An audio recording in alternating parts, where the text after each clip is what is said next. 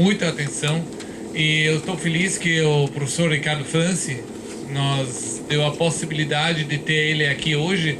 Ele é o experto nos meus olhos sobre a separação de águas cinzas e águas negras no Brasil, e ele vai nos falar sobre as suas experiências. Ele é professor na UFS, lá no Espírito Santo. Ricardo, 20 minutos. Marcou o relógio do Paulo, né? Bem, eu mudei o título da palestra, tá? Bom, parabéns para a Rotária, obrigado, Christoph, obrigado, Raik. Vou falar então sobre reuso predial, em cima aqui.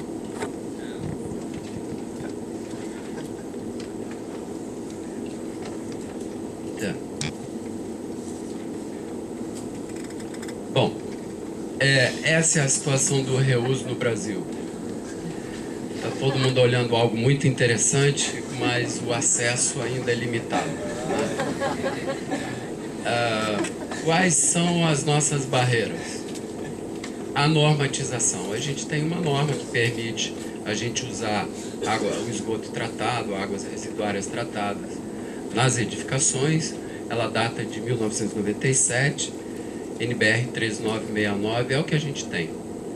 E por incrível que pareça, por estar velha e defasada, ela favorece o reuso sob vários aspectos do ponto de vista tecnológico e econômico.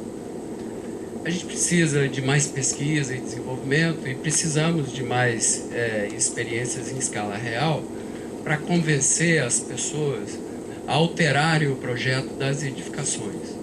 Porque, na realidade, um projeto de reuso se define quando o projetista, o arquiteto e o engenheiro, ele vai definir o sistema hidrossanitário.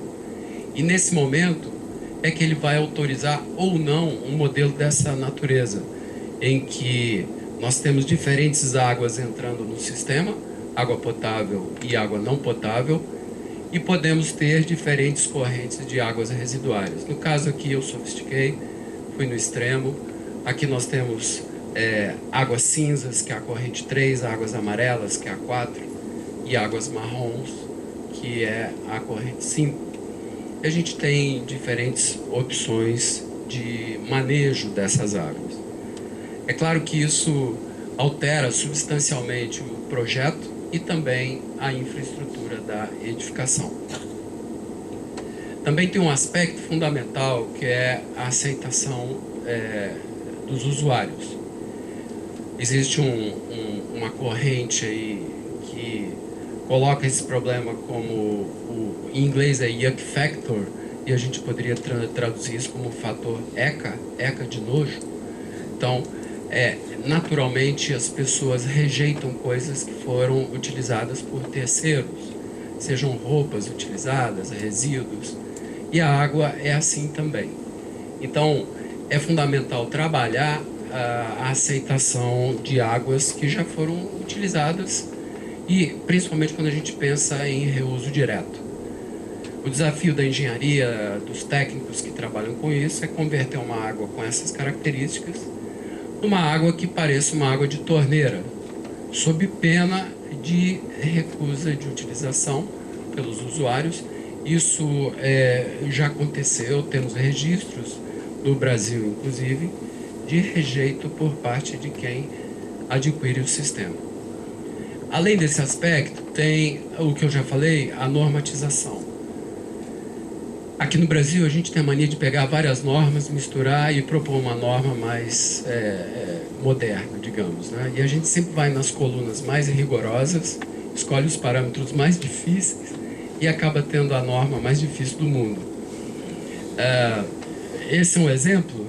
Aqui nós temos esse absurdo Manual de Conservação e Reuso de Água em Edificações. Ele foi editado pela Fiesp, com apoio da ANA, os colegas da USP e tudo, e propuseram a norma mais rígida do mundo. Isso impõe barreiras terríveis à prática do reuso nas edificações. É um desserviço à prática do reuso, que é fundamental. Ela é um elemento estruturante para o ciclo urbano da água. A gente, evidentemente, não vai poder manter essa prática que a gente tem de coletar água, tratar, distribuir como água potável, gerar esgoto e lançar nos copos receptores ad eterno. A gente tem que modernizar o ciclo urbano e o reuso é fundamental. E normas desse tipo contribuem para dificultar a prática do reuso. Que eu trago alguns exemplos de outros países, vocês estão vendo aí. Desculpa, coliforme fecal não existe, é termotolerante, mas no nosso caso tem gente propondo a ausência absoluta de coliformes termotolerantes. Lembrando que água balneável, o limite é 10⁻³. Então, 1.000 coliformes termotolerantes por 100 mililitros você pode mergulhar, mas você não pode dar descarga, tem que estar ausente. Mas você pode comer um queijo camembert, que é 10⁻⁴ coliformes termotolerantes por 10 gramas de queijo, mas você não pode dar descarga, tem que ter 0 em colimetria. É absurdo. Bom, eu fico feliz de ser o quinto a falar após belas palestras feitas aqui pelos meus antecessores. O que eu só queria lembrar é que o Brasil evoluiu muito após um programa chamado PROSAB, do Ministério de Ciência e Tecnologia, onde houve uma lógica de desenvolvimento do uso das tecnologias anaeróbias para que a gente gerasse estações de tratamento que produzissem menos lodo, que consumissem menos energia. Isso foi uma evolução fantástica. A gente hoje tem desenhos de sistemas. Como é que eu volto? São plantas bem menores, mais compactas, mais simples do ponto de vista operacional. Se a gente pegar estações europeias, norte-americanas, elas têm muito mais etapas do que as que a gente consegue construir hoje no Brasil. Agora, tudo isso a gente conseguiu chegar num bom nível de domínio da tecnologia dos anaeróbios. Acredito que o maior conhecimento no mundo sobre o uso de processos anaeróbios de alta taxa está aqui nesse país, mas ainda tem um monte de coisa que a gente não sabe fazer. A gente gerou, então, sistemas complexos. Aqui nós temos, então, o anaeróbio e a etapa aeróbia, que já foi descrito aqui diversos modelos. No caso aqui é um modelo mecanizado. Esse aqui eu estou mostrando um biofiltro aerado submerso, ou um MBBR, que é um modelo de reator com biofilme, seguido de um decantador de alta taxa. Sabemos muito bem remover matéria orgânica, nitrificar. Temos várias plantas no Brasil hoje operando com remoção de fósforo pela via físico-química. Dominamos também técnicas de desinfecção e também sabemos produzir um esgoto com uma qualidade bastante interessante. O que a gente não sabe fazer direito ainda? Essa é uma opinião pessoal. Eu acredito que a gente tenha que desenvolver muito conhecimento na área de remoção de nitrogênio e na remoção de fósforo pela via biológica. Porque esse elemento aqui, que é a joia, né, da nossa coroa aqui, esse elemento ele retira a matéria orgânica do esgoto. E o carbono orgânico, para a desnitrificação e para a biodefosfatação, é o motor desses metabolismos. O Klaus apresentou um resultado aqui de uma estação que é Melchior, que tem lá um WASB seguido de lodos ativados, removendo 98% de nitrogênio. Isso é assustador. Na época, Klaus, quando o Maurício me falou do projeto, a primeira coisa que eu falei para ele disse: não vai funcionar, vocês não vão desnitrificar. E pelo visto, está ocorrendo. Então, é misterioso porque quem conhece os ciclos bioquímicos aqui desses processos sabe que sem carbono isso não acontece. E está acontecendo, né? Então, a gente precisa estudar melhor. Temos muita coisa para evoluir nesse sentido. Agora, não temos dúvida de que nossos sistemas hoje são capazes de produzir efluentes dessa natureza. Sólidos menor do que 30, DBO menor do que 30, até melhor do que isso. Isso aqui eu estou colocando um limite razoável quando o sistema é bem projetado e bem operado. Quando a gente fala de reuso, aí nós temos que entrar com algumas etapas para ter um nível de segurança um pouco melhor. Esse aqui foi o maior sistema de reuso que eu projetei, construí e tive a oportunidade de operar.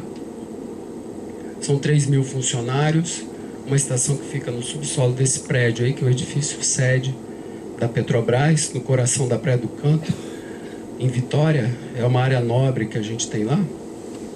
E o hidrossanitário, infelizmente, os engenheiros que projetaram isso não quiseram aceitar a lógica de reuso de água cinza, que teria sido muito mais interessante do ponto de vista econômico. Mas ficou assim, o sistema ele gera 280 metros cúbicos por dia de esgoto, que a gente trata e distribui nessas proporções aqui, bacia sanitária, irrigação e um make-up do sistema de ar-condicionado. Nós fizemos um projeto, então, no sistema de tratamento biológico, seguindo a lógica do tratamento de esgoto anaeróbio aeróbio. Então aqui a gente tem reatores anaeróbios compartimentados e aqui um biofiltro aerado submerso com um decantador de alta taxa. Lembrando que quando a gente lida com pequenos sistemas, o Christoph falou de uma maneira bastante apropriada, as variações de vazão são muito altas. E nesses casos, reatores com biofilme são muito melhores, porque os choques de carga hidráulica não lavam a biomassa de dentro do reator biológico, simplesmente porque a biomassa está aderida no meio suporte. Então, estrategicamente, se você tem pequenos sistemas, ou você vai para reatores com biofilme, ou você vai para reatores com batelada, que tem opções de manejo melhor dos choques de carga hidráulica. Aqui detalhes do sistema. A Petrobras havia calculado um payback, um período de retorno de 4 anos e meio, e na realidade isso foi recalculado para 2 anos e meio. Detalhes do sistema, então o sistema tem tratamento anaeróbio, aeróbio, depois uma filtração em areia, filtração em carvão ativado, e 2 linhas, né? Uma linha que é para bacia sanitária e desinfecção com cloro, e outra linha com desinfecção ultravioleta, que no caso que seria para o ar-condicionado, para não ter residual de cloro. Só alguns detalhes do sistema. Ele é todo automatizado e conectado a uma central de inteligência do prédio. Perdão, o prédio ele é todo automatizado e todos os dados da planta são enviados. Quando a água não tem qualidade, é desviada. O padrão de turbidez aqui é 5, que está inclusive a metade do padrão exigido pela NBR.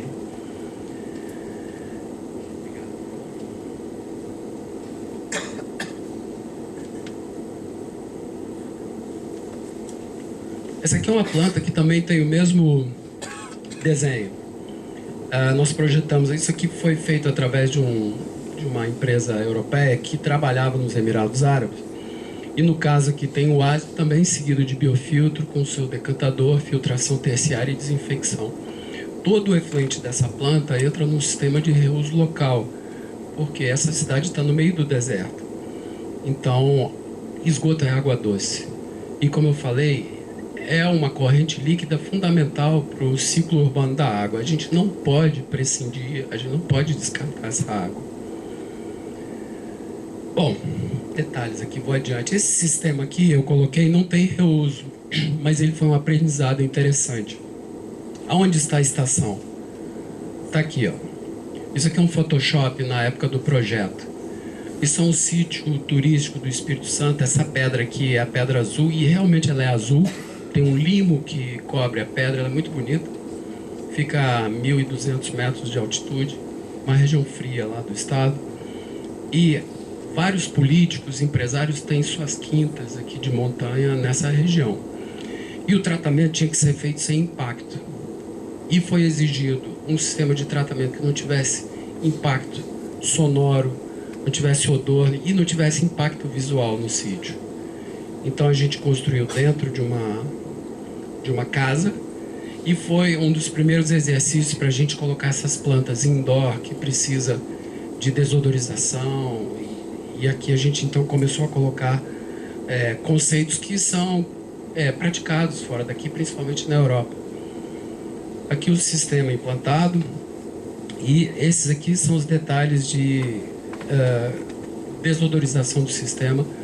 Então, tem um sistema de exaustão que coleta a atmosfera de dentro da estação de tratamento e desodoriza no gramado, no caso, no jardim, né? Então, por fora parece uma casa e, de fato, é uma estação de tratamento que causou um problema político para o governo do estado, porque todos os prefeitos olham e dizem, eu quero uma igual. E, na realidade, não é igual, porque custa mais caro.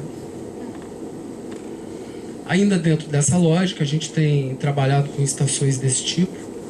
São estações compactas, né? Então, já até falar, estação compacta. A gente combina aí, então, reatores anaeróbios com filtro e decantador. E a gente pode chegar a remover, por exemplo, o nitrato em unidades terciárias. Isso é uma pós-desnitrificação. Vai ter que ter aporte de material carbonáceo para desnitrificação aqui, né? Mas essa planta ela é capaz de produzir um esgoto tratado com padrão, inclusive, de nitrogênio e fósforo muito bom. Essa é a planta aqui, detalhes da época da obra. Ela já está operando há 4 meses. Separador de fase do ASB. Bom, aí eu caio na água cinza. A água cinza, ela é muito mais fácil de tratar do que o esgoto sanitário. E a gente, então, vem trabalhando dentro de edificações, o que é muito mais complicado. A gente teve um aprendizado, uma curva de aprendizado para manejar odor, para manejar automação, a geometria dos processos de tratamento, porque, às vezes, o que o arquiteto nos concede é um subsolo, né? Então, a gente tem aqui o anaeróbio, esse RAC aqui, que foi citado como Baffled Reactor, na realidade é o reator anaeróbio compartimentado. A gente tem usado essa sigla, o RAC, seguido de filtro, decantador, filtração terciária, cloração, né? Aí eu vou só mostrar alguns exemplos rapidamente. Esse aqui é a Universidade da Petrobras, no centro do Rio, um empreendimento aí de 52 mil metros quadrados de área, e aí tem um sistema de reuso de água cinza e aproveitamento de água de chuva. E tudo na Petrobras tem que ter automação, pelo menos um monitoramento automatizado e desvio da água em caso de produção de água inadequada, né? Então aqui todos os sensores e tem um sistema de automação envolvido. Fizemos também a sede da Fundação Sul América, também no centro do Rio, na Cidade Nova, também com a mesma lógica, água cinza e água de chuva. No caso, o sistema para 25 metros cúbicos por hora, já estou até no fim aqui, Cristóvão. Esse aqui foi um dos primeiros sistemas residenciais, predial. Esse aqui a gente projetou, construiu e nós operamos até hoje. Interessante, eu levei um susto, eu estava em casa assistindo novela e de repente entrou uma propaganda, primeiro residencial com estação hidroecológica no Espírito Santo. Hidroecológica, aí é que eu fui me dar conta de que era o nosso empreendimento. E nós havíamos desenvolvido então todo o sistema com tanques modulares, seção tronco piramidal, por uma questão de como colocar isso no subsolo que nos foi concedido lá. Lembrando que tanques circulares, só uma geratriz encosta na outra e ocupa muito mais área, né? E aqui a gente havia projetado para uma economia de água aí de 25% a 30% e a média estava chegando em 27% no início do mês de junho. O payback aqui é mais longo, em torno de 7 anos. Esse é o histórico, essa edificação, esse sistema foi muito bem monitorado por nós. Aqui observem o que é produzido em termos de água cinza na edificação, variando aí de 10 mil litros a 20 mil litros por dia. E aqui o que a gente consegue, em azul claro, reutilizar. Ou seja, a maior parte da água cinza que a gente produz, água de banho, água de lavatório, nesse caso aqui tem água de tanque, máquina de lavar, a maior parte a gente joga fora, porque não tem demanda, os usos não potáveis são limitados, né? Se porventura a gente chegar, como já ocorre em outros países, autorizarem a gente lavar roupa com água de reuso, aí alguém tem que se perguntar, você usaria uma roupa que foi lavada com água de reuso? Eu sim, se a água tiver um padrão bom, Você tomaria banho com uma água de reuso? Né? São perguntas que têm que ser feitas. Se você estiver na estação espacial lá em cima, você não vai nem perguntar, você vai tomar banho. Na sua casa, no seu prédio, você vai se perguntar e talvez sinta nojo. O fato é que, se a gente aumentasse as opções de uso, provavelmente toda essa vazão que a gente descarta vira esgoto e vai aumentar as tubulações que temos que construir, as estações de tratamento. Isso poderia entrar no circuito de reuso. Concluindo, meu caro Cristóvão, o reuso urbano ele tem aumentado, as demandas são interessantes. No Brasil temos algumas opções, algumas empresas trabalhando com isso.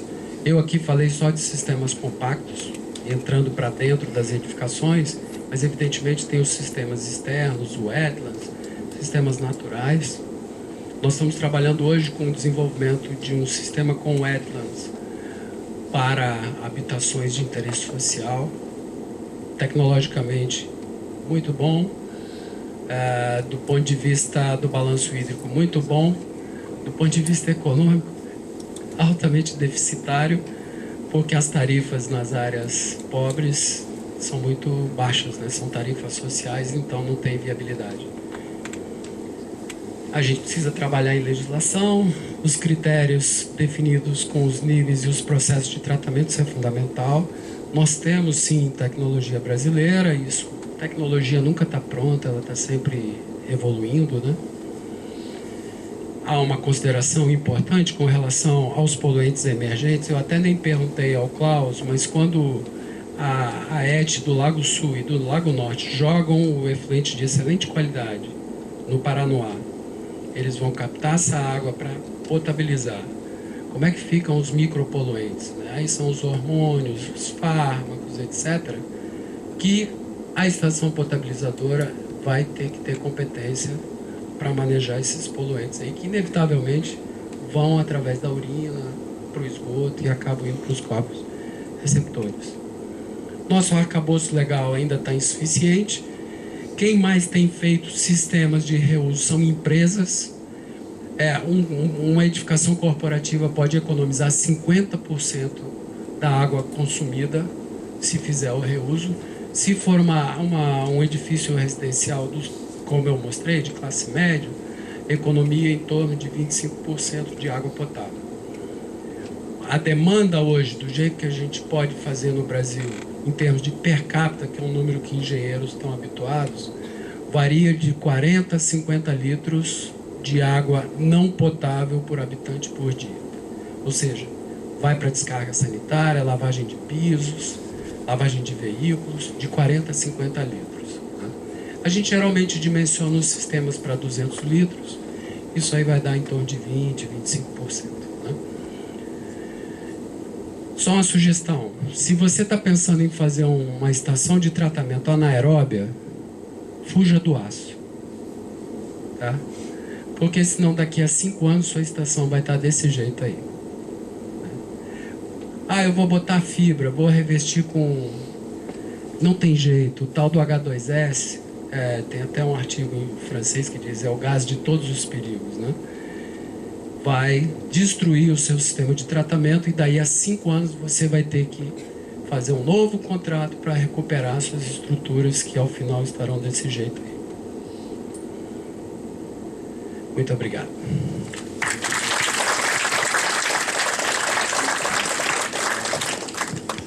Muito obrigado, Ricardo, especialmente também pela pontualidade nos tempos, quase alemã, mas o Ricardo está indo para a Alemanha, então ele está treinando já essa parte.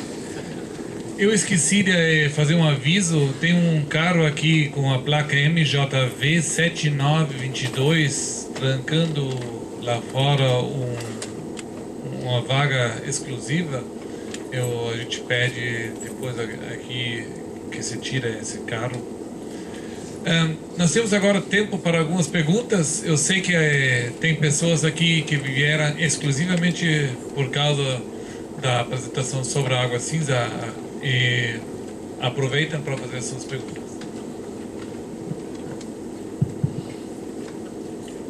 Alô, bom dia. Meu nome é Tássio, já me apresentei hoje.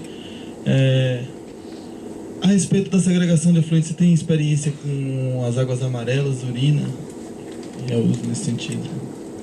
A experiência que a gente tem é o seguinte: se quiserem dar uma entrada no site da Fluir ali. Do ponto de vista acadêmico, a gente tem trabalhado muito com isso. Temos mestrado, doutorado, uso da urina para produzir alface. Produzimos as alfaces mais bonitas de Vitória com urina. Mais bonita que as do supermercado e todas dentro do padrão da Anvisa, tá? Do ponto de vista sanitário. É muito bom. Fizemos um sistema hidropônico só com água e urina, maravilhoso. Eu acabei de orientar um doutorado sobre os micropoluentes e, no caso, a gente trabalhou com antibióticos, fluoroquinolonas, né? E os sistemas de evaporação, estocagem, muito ruins para remover micropoluentes. Então, o uso da urina é bom. Existem países que usam isso de uma maneira mais intensa, né? Na Suécia, por exemplo, eles têm uma diretiva para controle de padrão microbiológico, né, da urina. Só que aquilo que está ali, se você usar os micropoluentes, não funciona. Agora, temos que estudar mais. Sim, só completando a pergunta. Você falou, no caso da resistência das pessoas em reutilizar água cinza. E no caso, daí o problema da proposta. E assim, existe essa proposta desse sentido da separação da água da urina, existe resistência na população nesse sentido. E qual é o entrave nesse ponto? Para urina ou para água cinza? Bom, para água cinza eu já te digo, um construtor lá de Vila Velha, que é uma cidade igual ao Rio e Niterói, né? Então, Vila Velha é colada em Vitória.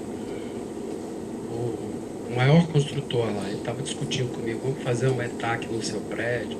Eu quero muito, só que a guerra aqui é comercial. E eu já sei que tem vendedor que vai dizer o seguinte: imagina aquele gordão do 10º andar cheio de micose. Ele vai tomar banho.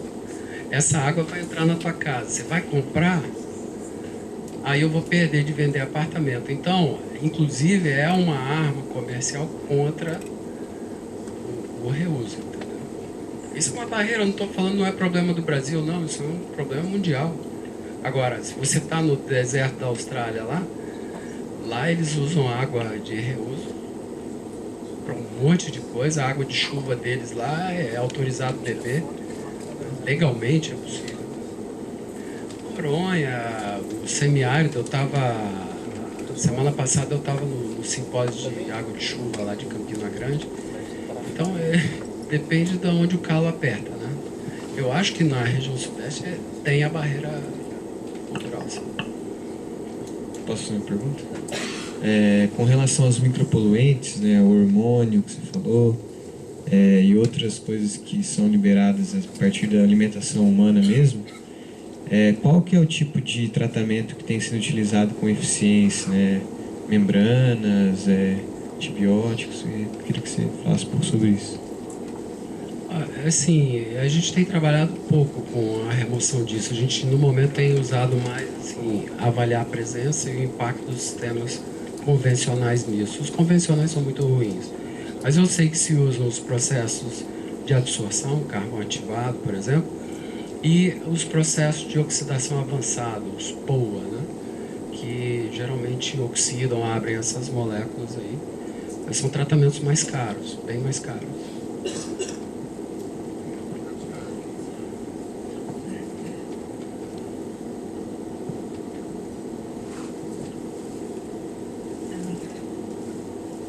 Bom dia, sou Clenice, engenheira sanitarista da Toposfala Engenharia aqui de São José. Então, nós temos projetado alguns sistemas de reuso de água cinza, inclusive assim, aqui em Santa Catarina, em Florianópolis, por exemplo, é motivo para ser bem visto, né? O pessoal está aprovando e gostando muito do uso desse sistema.